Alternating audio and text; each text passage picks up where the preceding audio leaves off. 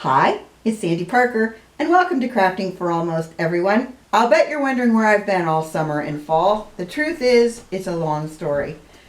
July 4th, Rich and I were outside. We were just playing around in the yard, picking up sticks from a storm, playing with the dogs. It was just a very relaxing day.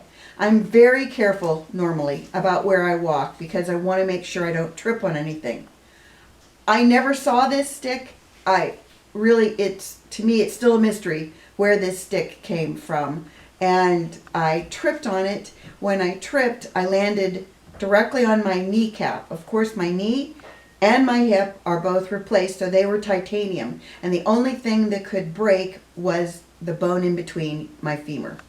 It was a twist fracture, which means it twisted and some of the bone kind of, I'll call it, shot out the side of where the bone normally is. I'll have Rich put the x-ray in here in case you're x-ray savvy. It's not gross, it's just it kind of tells the tale better than I do. Anyway, so I laid there trying to contemplate what to do. Of course, the neighbors had to come over because everybody's outside for July 4th. And women are standing over me saying, well, what can I do for you? And I just wanted to scream, and I didn't want anybody near me because it was so, embarrassing that I'm such a klutz that I tripped on a stick. But anyway, the ambulance finally came, and the ambulance people were really nice, although the woman in charge did trip on my foot, which was not the greatest experience. But I kept my leg bent in exactly the position it fell in. I kept it that way in the ambulance. I kept it that way at the hospital. That's just a note for the future when I tell you more of the story. So when we got to the hospital, they were very nice, and there was a nurse in particular who was phenomenal, and he really walked me through a lot of what was upcoming. One of the problems I had was my blood pressure was really low. It was like 70 something over 40 something. I never can remember those numbers. But anyway, they could not give me any more painkillers for that reason.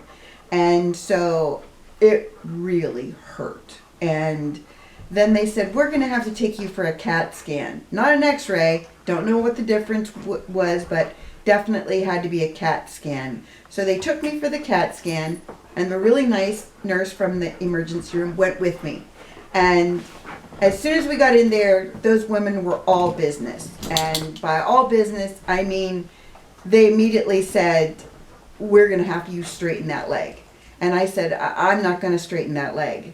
And they said, then we're going to have to straighten it for you, which wasn't something I ever planned, because ultimately in my head, I was really worried that for some reason that if they straightened that leg, the bone would come out through my skin. It was really close to doing that, but luckily it did not. Unfortunately, that was very, very painful when they straightened it out. And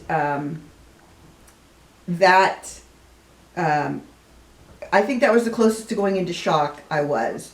Although, because they never gave me any painkillers until I went into surgery, I would pretty much beg anybody for a painkiller if they came by because it was so bad. But anyway, the next day I had surgery on it, and they had to put a plate along from my knee to my thigh. They had to put a plate and screws. So my incision is on the side of my leg, and it goes basically from my knee to my hip, because where I broke the bone, it was about this far from the top of my knee. So I'm not sure why the plate had to go that high, but it's long. We can put an x-ray in here of what that looks like. But anyway, so they put the plate in, and they had to put a lot of bolts in it. So my incision has a few gaps at the top, but I don't know, I probably have 70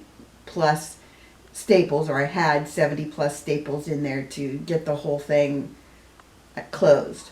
So I'm thinking everything is fine. They put a brace on me instead of a cast, and the brace is removable, which is nice, and it made it so they could look at everything. Well, it also has these big metal wheels about this big that are on either side of your knee to make sure that they keep that leg straight. And those press on the knee on either side.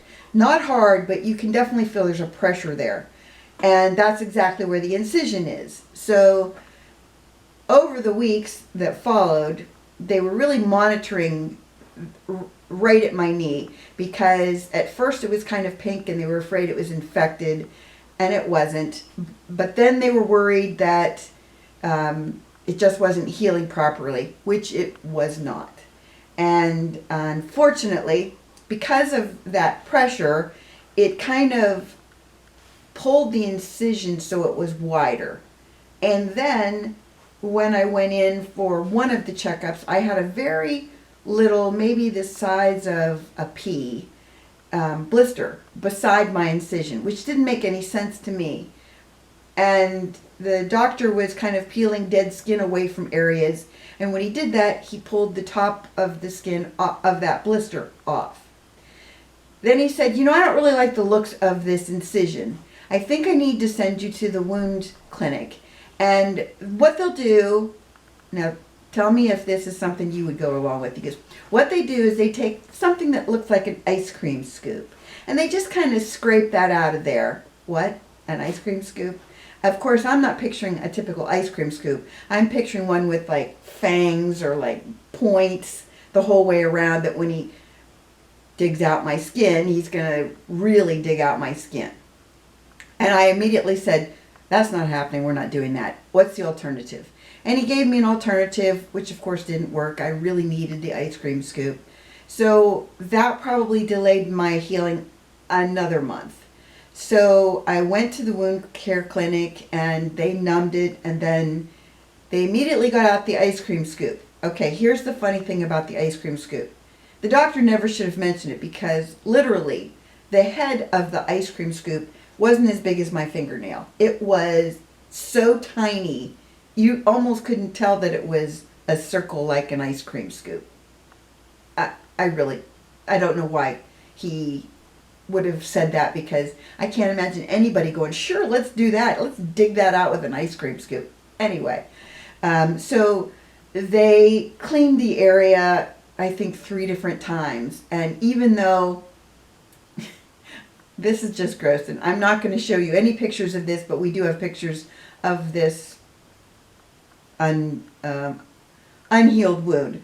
I'm not going to give you the photos of it, but the very first time after he cleaned out all the skin, when they took the bandages off for the next visit, I had what I'll call mole holes in there. There were tunnels in my skin that really freaked me out. And like I said, I'm not going to share photos of this with you, but if you look online, I'm sure you can find somebody who has tunnels in their skin. And that was really horrifying.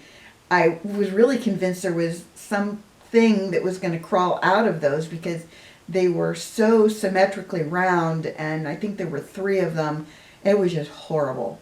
And they're going, oh, it looks so good. And I'm going, in my head, I'm going, I've got holes in my knee that I don't know where they go to. But anyway, they were very, very soothing about it. But every time they cleaned it out, although they numb it, it never seems to numb completely.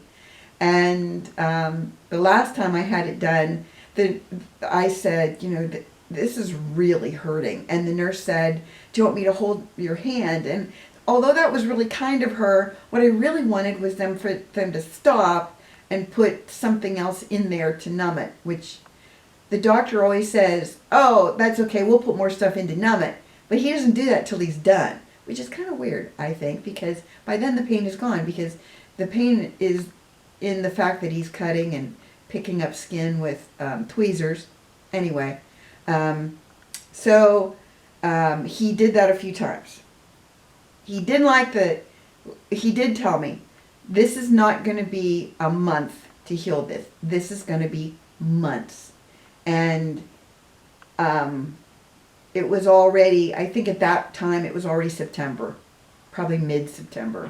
And I was so disappointed in that, because this has been again since July 4th, and I really thought that I would be healed by now, that I could get on with life and do something, anything, but that wasn't a possibility. And so then they decided they were going to use a wound vac. And for those of you who don't know what a wound vac is, it's basically what it sounds like. They put foam into the unhealed area, and then they put plastic wrap that sticks to the leg over it, and then they cut a hole where the foam is so that they can suck through it, and then it sucks. Now you're probably thinking, what is it sucking? I thought they were trying to suck, like, I don't know, blood or whatever. But basically what it does is, okay, and this is from a completely no education about this at all, but this is what it looks like to me. What it does is it basically sucks the skin up. It helps the skin pull up and pull together in that area, if that makes sense. I hope it does. But basically that's the point of it. And I've had it on, I think, 2 weeks, and they're very hopeful that I can get it off in another couple of weeks. The thing that's embarrassing about it, and you know I tell you guys everything, I have no secrets. The thing that's embarrassing about it, I'll get it for you. Here's what the machine looks like in its case.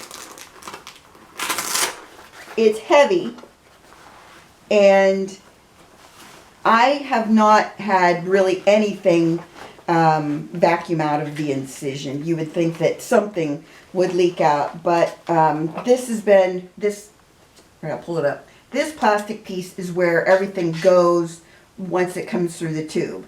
And there's, every time they change this, and they change it twice a week, it's empty. So that's great.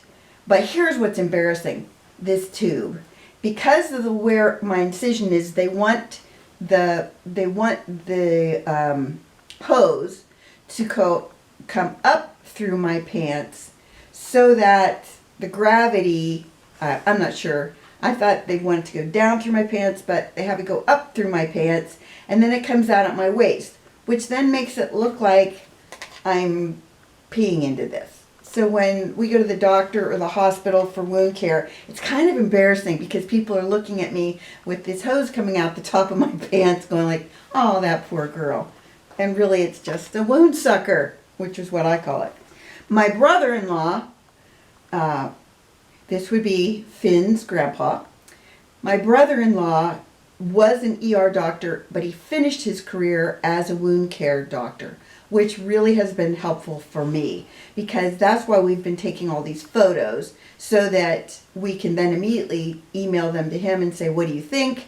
How's it coming? You know, what do you recommend? And he's been a godsend because he's told me things like you have to have 90 grams of protein in a day. I need 90 grams of protein in a day. I'm not a big fan of protein on a good day. And when you're healing, you don't really feel like eating anything. At least I haven't. Strangely, Rich has gone down 1 pant size and lost 20 pounds through this experience. I, on the other hand, don't think I've lost any weight, which is kind of, it makes you mad when men can do that and we women can't lose any weight, but that's beside the point. Anyway, my brother-in-law recommended this product called Unjury. It's like the word injury instead of the first letters at U. And he said, here's what you need to do, Sandy. You need to order this Unjury. It tastes like, you can get strawberry, you can get vanilla, chocolate, all kinds of flavors. He lost me at beef bouillon and chicken soup flavors. That sounded, I couldn't deal. But anyway, he said, this will be great because each glass that has 1 scoop of this powder in it is got 21 grams of protein in it. So he said, you should have 2 or 3 of those a day. Well, I've been ordering big containers, you know, like cans that you get iced tea in, you know, those big ones that you get powdered drinks in. So I've been ordering those big cans, and all of a sudden the strawberry is completely out. Okay, I don't know if you can hear that clicking. Here's the other embarrassing part of my machine. If it doesn't have a perfectly tight air seal, it makes this noise where they called it burping, but they also said kind of sounds like someone letting out gas. So when I'm in an elevator and it decides to do that, I'm mortified because I'm thinking, all these people are looking at me like, oh, really, lady? Couldn't you hold it? Seriously, it's embarrassing. But you'll probably hear it again before the end of the video, so I'm not going to edit it out. I want you to hear all the glory of this because it is really kind of funny. Back to the Ungery. So the strawberry sorbet flavor that I really like is now out of stock. And so I keep going online because I'm starting to run out, and I don't want to run out because I don't want to try another flavor. And then I see that they have individual packets, like those little Crystal Lights. You can just rip open the little packet and pour it in your drink. And I thought, perfect. And I could order any number of those. So I was thinking of how many servings were in one of their containers. I think it's 27. So I did the same. I ordered the equivalent basically of 2 containers of it. And so I ordered 59 individual packets, and they said they're sent. And to get those, and I think 8 more vanilla, because I figured I better try another flavor, it was like $100.50. You had to order $100 worth to get free shipping, and I'm all about free shipping. So we went to the doctor on Friday, and we came home, and there are these huge boxes on our front porch. We're using them to sit the lights on. There were 5 of them. And Rich said, what did you order? And I'm thinking, I can't think of anything I ordered. And I'm still in the car because he has to it's a trick to get me out and into a wheelchair because I have to still keep my legs straight. Anyway, so he looks at the label on the box and it says Ungery. He looks at the label in the next box, it says Ungery. Instead of sending me 59 of these little individual packets, they sent me 59 of these big packs. I'll show you one. I'll have Rich interject a photo here so you see exactly how big this is in comparison to what I thought I would get. And I looked online thinking, this is thousands of dollars of merchandise, literally. And I looked online to see what they billed me. They billed me the $100.50. And so I called the company, but they haven't called me back, which I think I would have called me back going, can I have that back? Because, again, it's thousands of dollars worth of stuff. So that's my Ungery story. And it is a really good protein source and easily digestible. I'm just telling you this in case some of you are looking for a protein source. They use it for when people have their stomachs stapled. They use it for diabetics, but it is a really great product. I like it. Of course, I'm not sponsored by them, although I do have a little of their extra merchandise. Anyway, I have not been out of the house to do anything except doctor's appointments or physical therapy since July 4th, and I haven't really missed it other than I really would like to go to the lake and haven't done that. And when anybody comes here, they're like, aren't you going crazy? I'm really not. I feel bad that I can't get on YouTube because I miss talking with you guys. I miss being, doing something handy or crafty, whatever. I just kind of missed that. Other than that, as for me, it hasn't been hard being in the house. The thing that has been kind of tricky, I'm sure you guys know this about me, I'm very headstrong, and the surgeon and the physical therapist would kind of tell me how things were going to go in my life, and I would then explain to them how they might be mistaken that that's how things were going to go. For instance, in the hospital, the physical therapist couldn't figure out what to use to transfer me from the bed to a chair, or the bed to the porta potty, or the bed to the wheelchair. They really wanted to come up with some kind of device I could use. First of all, I can't use crutches because I don't have the strength in my arms to basically move crutches one-on-one. I can't use a walker because my arms don't basically my wrists don't do what they want them to do. So they thought a raised walker would be great. They didn't really look at how my body moves. And so, they're all into it. They're going to get me up and get me walking. And this is the day after surgery. And I'm thinking, this is crazy. The day of surgery, they had me stand up. And I'm never in a good mood that first time they want you to walk. And I think I said something like, I'll do one trained monkey thing and then we're done. And by that I meant, I'll stand up once, but if you think I'm doing anything else, it's not happening. So then when they tried the raised platform walker, where it's kind of got places that you can Velcro your arms onto the top of it, when Rich stood me up and then they tried to get my arms onto the walker, instead of getting my arm onto the walker, they got my arm between the regular walker and the platform part of the walker. So my arm is sticking out through the side of the walker, and they're looking at me like, well, that didn't go well. And I said, I'm going to sit down now and we're done. And so that was it. I wasn't going to do any more. There was no other device that was going to work. I knew that. Rich knew that. We've been going through this for 40 years. We've had so many surgeries and so many times like this where people have told me, this is how it will work. And then Rich and I say to them, no, that's not how it works. And so they skedaddled out of there with that. And then, to their credit, they didn't bug me much the rest of the week.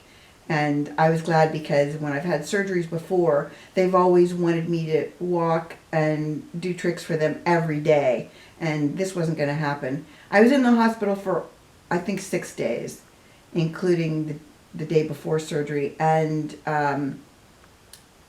that was fine because, like I said, nobody was torturing me. Then when I got out of the hospital, they had visiting nurse physical therapy come to the house, and then they thought they could tell me how to do all these things that of course I couldn't do. And one of them was they wanted me to bend my ankles back and forth. And I'm always really clear about what I can't do. I'll say things like, my ankles are kind of fused right now. I'll show them that they're fused by themselves. I'll say, they can't do that. And they'll say, well, you really need to work on that. So this one physical therapist, I give her credit because in her head this sounded good. She said, I want you to do these exercises every hour on the hour while you're awake. And as soon as she said it, in my head, I heard, you're never doing those exercises at all. Because I knew from doing them just with her that my ankles were already starting to swell. And by the time that evening came, my ankles were so swollen, I couldn't even bend them. So then I had to help her understand. It just doesn't work this way. My body's not like other people's. And this is kind of a cautionary tale for all of you guys. And what I will say is this. When I was younger, I was not a good advocate for myself when I was in the hospital or when I was with physical therapy. I always let them manhandle me and hurt me. And now as I'm older, well, I always had, when I was young, I had my mother and my sister who would stay at the hospital a lot, who would be very verbal. And of course, Rich, he's like a mama bear. He makes sure that if anybody's going to hurt me, he steps in there. And of course, he was like that this time, and he still is, which is wonderful because, like I said, in the past, I've never been good at that. But now, I really feel like if you're going to hurt me, I'm going to tell you you're going to hurt me, and I'm going to try and stop it before it gets bad. And that has been much better than in the past. Can you hear that? That is the machine. It's a bugger. Anyway, I really wanted to tell you guys all about this and let you know where I've been. I can't get my leg under my craft table, so that's why I haven't made any videos. I have, on the other hand, sadly, been able to shop online. So I bought a bunch of craft things, and that's probably one of the first videos I'm going to do is showing you all the stuff. And I mean, I bought crazy, stupid stuff, but you know me, I'm just like, oh, that's fun, let's get it. So I bought a lot of inexpensive things, I think most of it on Temu. I did buy one Halloween stamp I really liked. And then next week, my cousin Shelly is coming over, and we're going to make Halloween cards online. So I thought you guys might get a kick out of that. And I'm healing great. now. I don't have a lot of pain. If I didn't have Rich, I wouldn't be able to do any of this because he has to roll me out, like we have a ramp that friends lent us, and he rolls me backwards down the ramp. And during this whole process, I was having a meltdown because our sidewalk was really bumpy, and I almost fell out of the wheelchair of my own accord because I wasn't holding on, and he would hit one of those bumps, and it was, it was scary. So my big project for these last few months is we got a new sidewalk in, and it's the best. I can't even tell you how much I love that sidewalk. It's like, oh, I just love it. I could eat off of it. I don't know why I said that, but I could because I love it that much. But that's been a godsend. And all of you that knew about me from Facebook and all of our friends have just been so wonderful.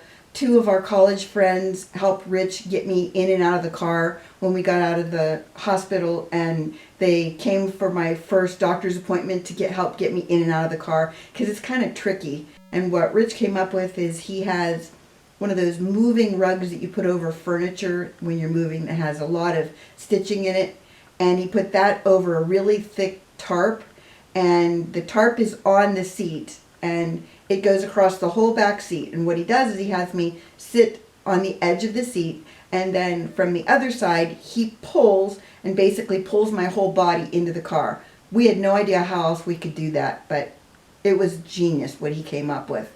And then he's had to come up with a lot of innovative ideas for this project, and he's been wonderful every step of the way, which I couldn't ask for anyone better to be partnered with and to be my advocate and my ally. He's just been the best. The dogs, on the other hand, have been kind of crazy. Honey, when she sees the wheelchair, she starts to cry because when I fell, she was out there with me, and she just laid down. If I didn't say I fell onto cement, that was the problem. And she laid right on the edge of that cement and wouldn't move until right before the ambulance came and Rich put them in the house. And so that really traumatized her, as you know. She's already traumatized. So since then, when she sees the wheelchair, she cries and destroys stuffed animals, and she's destroyed so many. I think she destroys on average 1 every time she sees the wheelchair, which breaks my heart, but it is what it is. And so we're hoping sooner rather than later we won't have to use the wheelchair. For the first time at physical therapy this week, they had me stand. I was thinking that they were going to have me walk, and they came up with this idea where they were going to use a harness. And as soon as they said a body harness, I pictured Cirque du Soleil where I'd be doing body flips, and they just really wanted me to take a couple steps in this harness thing, and you didn't have any body weight on it. So they didn't put weight on my foot. And that was the plan until this very first time. And they got this machine where all my body weight is on it, but I can't fall because it basically smushes you into a standing position. And I don't know what the point of it is, but I'm standing. I also stand when Rich lifts me and stands me and pivots me. So I think I've been doing that all along. I don't know anything about physical therapy. I do know I'm not an easy patient. So they'll ask me to do something and I'll be like, I'm not doing that. So they really are happy when I leave. And it's gotten to the point where I've created a mutiny where I say to everybody in the area where they're doing physical therapy, do any of you do your exercises? And some of them will admit they don't. And then the physical therapists are like, oh, get her out of here. She's driving everybody crazy. But that's kind of my MO. I think it's funny and I get a kick out of it, but they're too serious about what they do. So the bottom line is I'm healing. I'm looking forward to getting back onto YouTube and doing videos. I'm going to focus on things I can do without sticking my legs under my desks, because I still can't do that for very long. I'm allowed to bend my leg and I can put my foot on the floor, but as I do that, my knee and my ankle swell. So it's one of those things. I've got to get to the point where that stops doing it. That's the physical therapy. So I hope that this explained everything and more of what you wanted to know about what I did on my summer vacation. I really enjoyed talking to you guys, and I hope to talk to you again soon. Thanks so much for watching. Bye-bye.